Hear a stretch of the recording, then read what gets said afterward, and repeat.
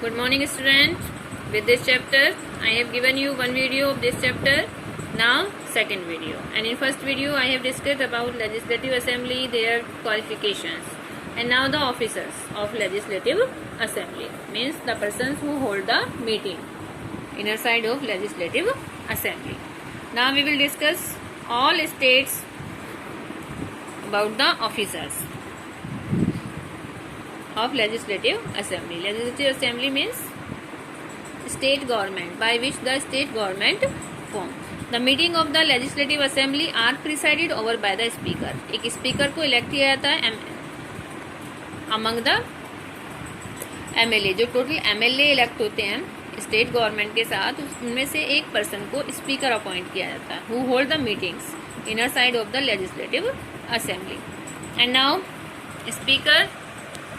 Speaker is elected by the members of the Legislative Assembly. जो members होते हैं Legislative Assembly की, वो उसको elect करते हैं from among themselves.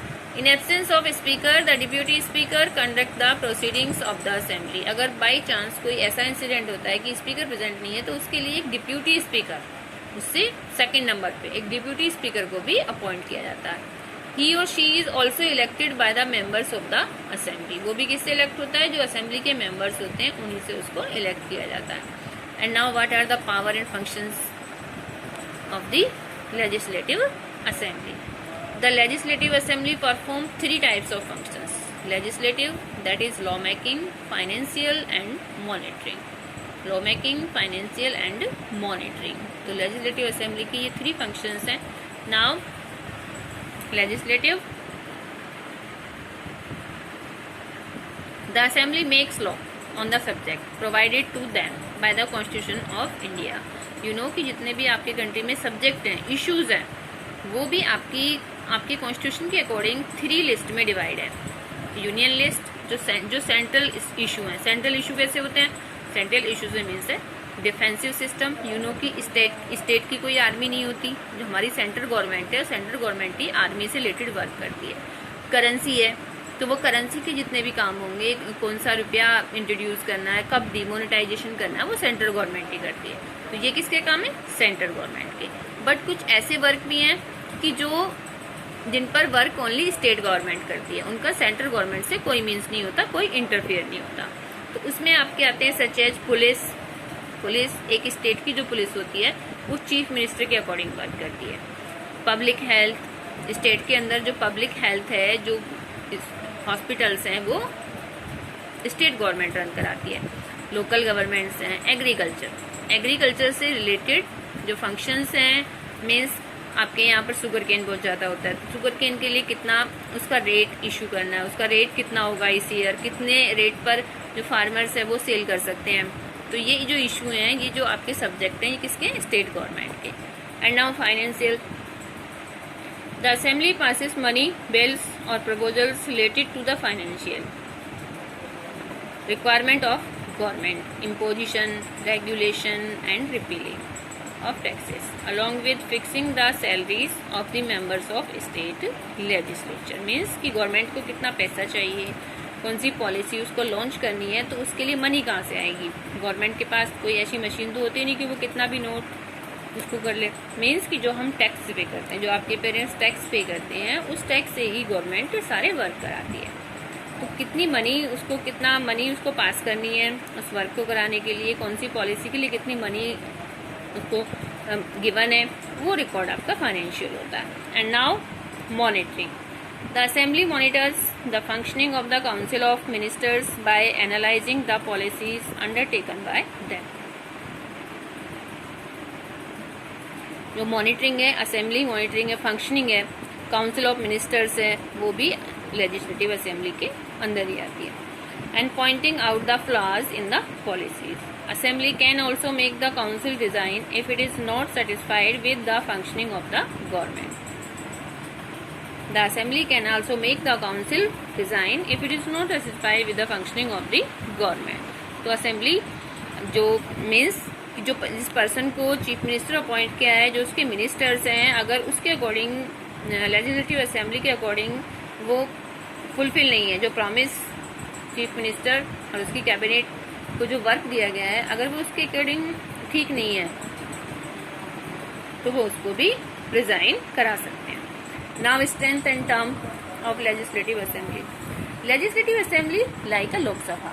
सेंटर में जो आपका फंक्शन लोकसभा का है वो स्टेट लेवल पे लेजिस्लेटिव असेंबली का है। ओके, लोकसभा राज्यसभा तो आपने सुनी है ना, तो इस तरह आपकी जो आपकी स्टेट की सभा है, it is called legislative assembly and also Vidhan Sabha.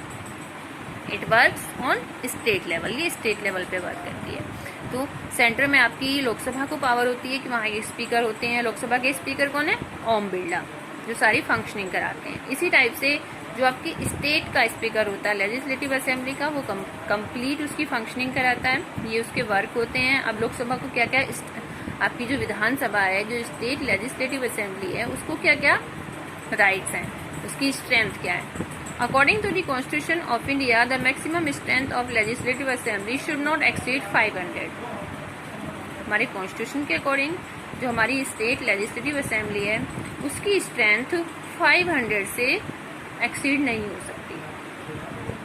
While the minimum number of members should not be less then 60, और मिनिमम 60 से कम नहीं हो सकती। ठीक है, हाईएस्ट 500 से ज्यादा नहीं हो सकती और 60 से कम नहीं होती। एट प्रेजेंट आपकी स्टेट लेजिस्लेटिव की स्ट्रेंथ कितनी है? 404। ओके,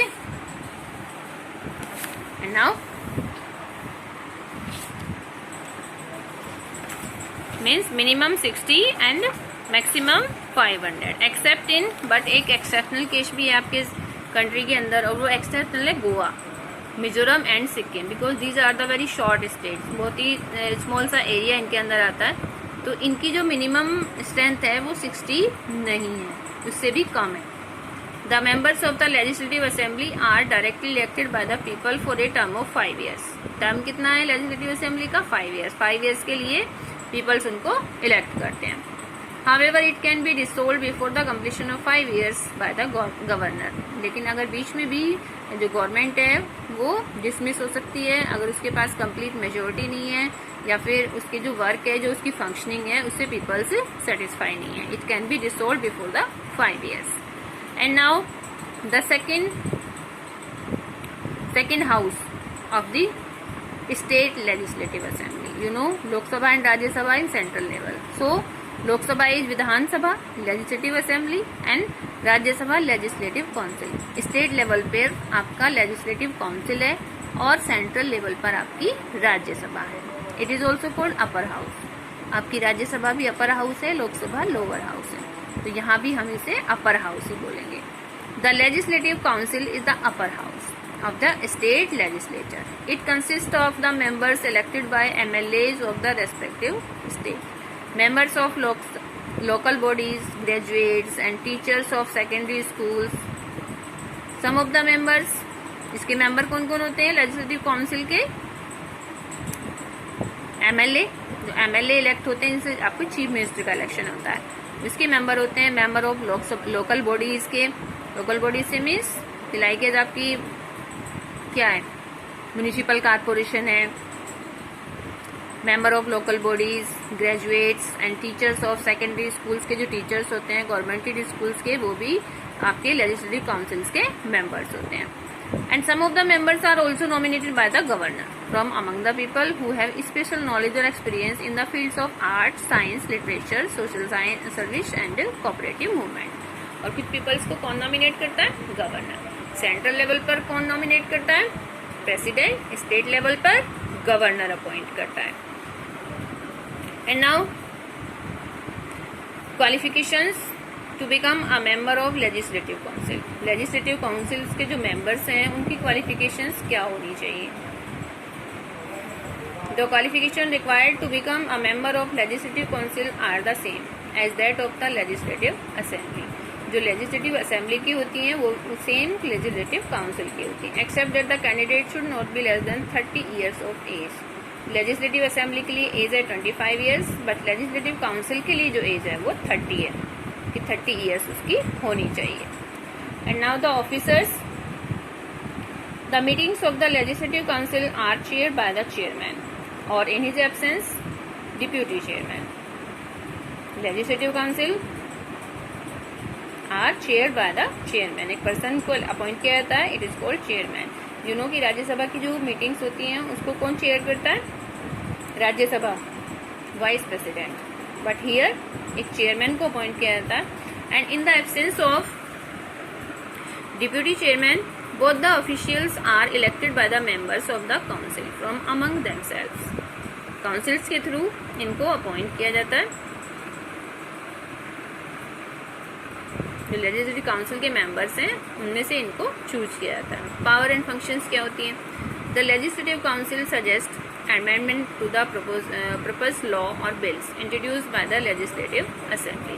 लेजिस्लेटिव काउंसिल्स उस पर अपना प्रपोजल दे सकता है, उसमें कुछ चेंजेस भी करा सकता है। It can also initiate discussions on various matters along with asking questions to the ministers regarding their policy. जो लेजिस्लेटिव काउंसिल्स अपनी पॉलिसीज लॉन्च करती है विधानसभा, तो उन पर भी ये क्वेश्चनिंग कर सकते हैं कि ये आपने इंट्रोड्यूस किए हैं तो इसके बेनिफिट्स क्या होंगे, इसकी डिमेरिट्स क्या होंगी, ये इसकी फंक्शनिंग होती है। स्ट्रेंथ क्या होती है?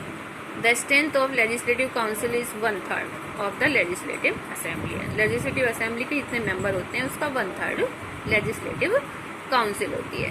It is a permanent house, ये परमानेंट हाउस है, ये डिसोल्व नहीं होता। जैसे राज्यसभा परमानेंट हाउस है, ऐसे ही लेजिस्लेटिव काउंसिल भी परमानेंट हाउस है। इसके members every second year change होते रहते हैं, बट वो कभी डिसोल्व नहीं होती। Now executive. So there are only 7 states in India that have a bicameral legislature, जहाँ पर आपका लेजिस्लेटिव असेंबली भी है और लेजिस्लेटिव काउंसिल भी है। That is both the legislative assembly and legislative council. Now it is your homework, find out the name of the states, कि आप उन स्टेट्स के नेम्स आप फाइंड आउट करेंगे। And I will ask you in the Zoom class to all sections. 7 states India that have a bicameral legislature, जहाँ पर bicameral legislature है, legislative assembly भी है, लेजिस्लेटिव काउंसिल भी है। ओनली 7 स्टेट्स में है, अदर्स में ओनली लेजिस्लेटिव असेंबली है, दूसरा हाउस नहीं है। So you have to find out. I will ask in your Zoom class. Okay, bye bye now.